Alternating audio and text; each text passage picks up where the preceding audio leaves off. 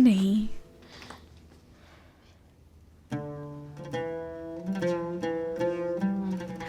ये भी अच्छा नहीं।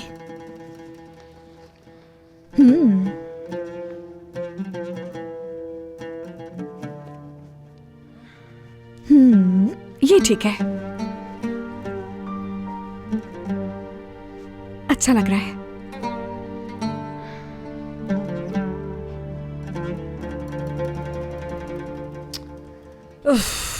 वो लड़का तो तुमसे शादी करके ही रहेगा नसरीन, वाकई तुम उसके लिए एक परी हो जिसको वो हासिल करने के लिए कुछ भी कर सकता है। अगर करीम के साथ मेरे ताल्लुक के बारे में उसने जान लिया, जुनैद हमारी जिंदगी बर्बाद कर देगा। हाँ, तो फिर हम क्या करेंगे? अब देखें, जुनैद को हमारी जिंदगी से निकालने के लिए हमें कोई ना कोई रास्ता जरूर निकालना होगा, वरना वो ये शादी वाली बात को कभी नहीं भूलेगा और वो जाकर करीम को सब कुछ बता देगा। मुझे बस इसी बात का खौफ है।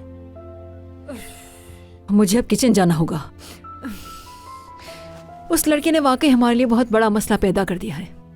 अल्लाह करे उससे कुछ हो जाए, वो हमारी जिंदगी से यूं चला जाए कि कभी जिंदगी में वापस लौटे ही ना। चलो खैर, अब मैं चलती हूँ।